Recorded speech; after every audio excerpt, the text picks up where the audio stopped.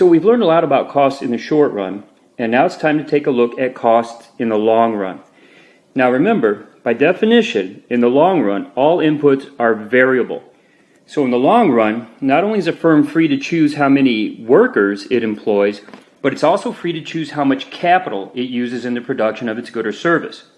Now, since all inputs are variable, it follows that all costs are variable in the long run. If you have no fixed inputs, then of course you can have no fixed cost. So in the long run, there's really only one cost concept that's relevant to a firm's decision-making process, and that's the long-run average cost of producing its good. And one way to think about long-run average cost is that it's the lowest possible cost of producing any level of output. Now, to understand why you can think about long-run average cost in this way, just think about a simple example. Again, suppose you're making those gourmet hamburgers, and you're going to make 15 hamburgers per hour, and you are free to choose however much capital and however much labor you want in order to produce those 15 hamburgers per hour. Well, what combination of capital and labor are you going to choose? If you're a profit-maximizing owner of the business, then you are going to choose the lowest cost combination of capital and labor that you can find to produce those 15 hamburgers per hour. We can begin thinking about costs in the long run by looking at several short-run average cost curves. Now, I've taken this figure right from the book, and I just wanted to go through and explain it and give you some ideas as to what's going on in a diagram like this. Now notice we've got three short-run average cost curves. Short-run average cost curve 1, short-run average cost curve 2, and short-run average cost curve 3. Now, one way to look at these cost curves is that each cost curve corresponds to a different level of capital. So sticking with our hamburger restaurant example, you can imagine that short-run average cost curve 1 corresponds to having just one restaurant. Short-run average cost curve 2 corresponds to having 2 restaurants, and short-run average cost curve 3 corresponds to having 3 restaurants. Now, notice what happens here as we build or add additional restaurants. Of course, you'll notice that with additional restaurants, we're going to be able to produce more output. So short-run average cost curve 3 is further to the right than short-run average cost curve 2, which is further to the right than short-run average cost curve 1. And also notice in this example that as the firm expands here by adding more restaurants, the average cost of making hamburgers is going down. Now that we know a little bit about how to interpret these short-run average cost curves, let's go back and answer the question that's posed here on the left. Suppose a firm is going to build a new plant. What size plant would it choose if it plans to produce Q2 units of output? So the idea here is that we can produce Q2 units of output with 3 different plant sizes or 3 different numbers of restaurants, either 1 restaurant, 2 restaurants, or 3 restaurants. So in order to determine the best size of plant or the best number of restaurants in this case, we're going to go up from Q2 to each of these cost curves to see where we can find the lowest possible cost of producing Q2 units of output. Now notice if we start at Q2 and we go up to short-run average cost curve 2 and come over to our cost axis, and this is a little bit confusing because of the way it's labeled, but the corresponding cost is C sub 3. Now what would happen if we tried to produce Q2 units of output with only 1 restaurant? Well, to find out, I'd have to go up to short-run average cost curve 1, come over to my cost axis, and I would see that the corresponding cost would be given by C sub 4 here.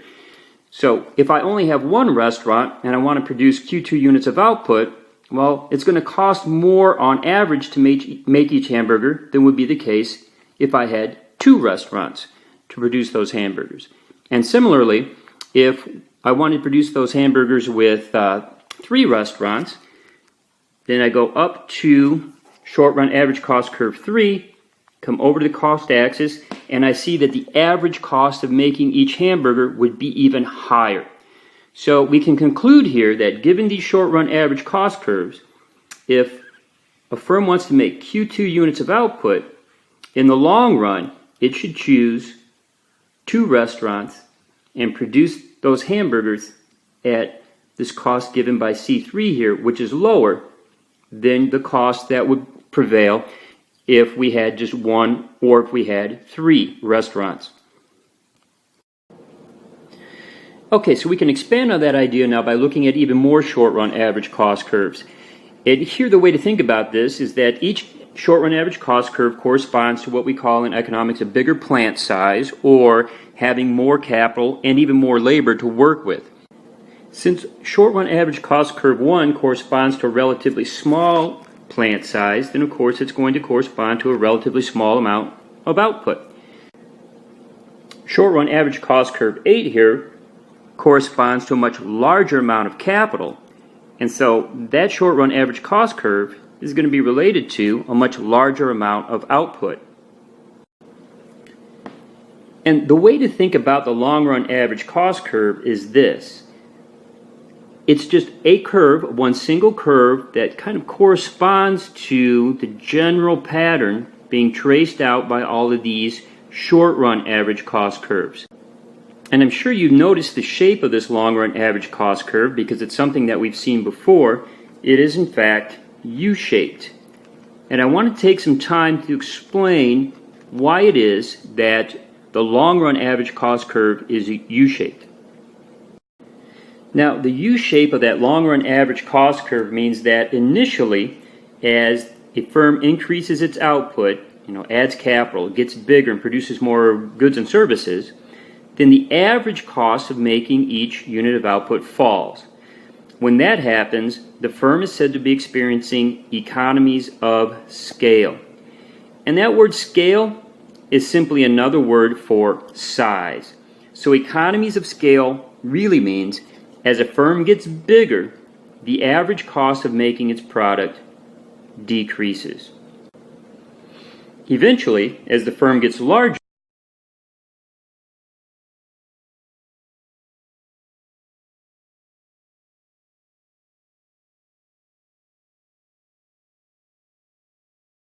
now, I have a friend of mine who, before he retired, had a business that basically built small business buildings. He would build like McDonald's restaurants, things like that. And he used a lot of steel in his production process. But Ford Motor Company also uses steel in the production of cars. Who do you suppose pays less for steel?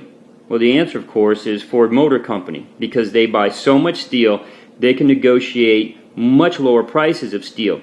And by getting a lower price of steel, that can reduce the average cost of making their product. The fourth reason for economies of scale is lower capital costs.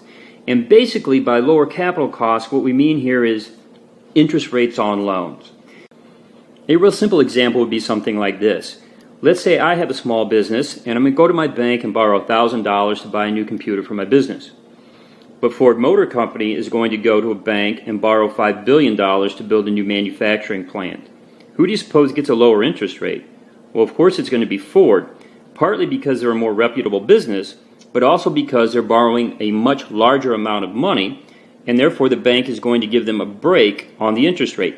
Notice this is very similar to the bulk discount on steel that we described just a few seconds ago. Finally, as firms get bigger, they can spread out their promotional and research and development costs over much larger amounts of output. And again, just a couple of examples here. A few years ago, Nike paid Tiger Woods $100 million to promote their product. Of course, the idea was that Nike would sell so many more units of output that they would spread out that huge promotional cost to just $1 or less per box of golf balls or per shirt or hat or whatever the item happens to be, right? And as far as research and development costs are concerned, the last I read, it takes about $500 million for a pharmaceutical company to bring a new drug to market because it has to be researched, it has to be developed, it has to go through FDA approval and so forth. And again, the idea here is that the pharmaceutical company doesn't want to spend $500 million bringing a drug to market and then sell only one prescription of that drug. Instead, it wants to really increase the amount of prescriptions that it sells. It wants to mass produce that drug and sell that drug in large quantities so it can spread out that $500 million initial research and development cost. So finally, let's take a look at some of the things that can cause diseconomies of scale. And one source of diseconomies is increasing transportation costs. An example of this would be like car manufacturing. Now, not all car manufacturing takes place in one location. The seats might be made in one manufacturing plant, the engine in another manufacturing plant, and chassis in yet another manufacturing plant.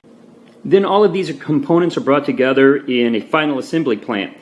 And all of that breaking down the production process among different assembly plants and then shipping those components to the final assembly plant add to transportation costs. So the more that a company breaks up that production process in order to try to mass produce its product, the more it can spend on transportation costs.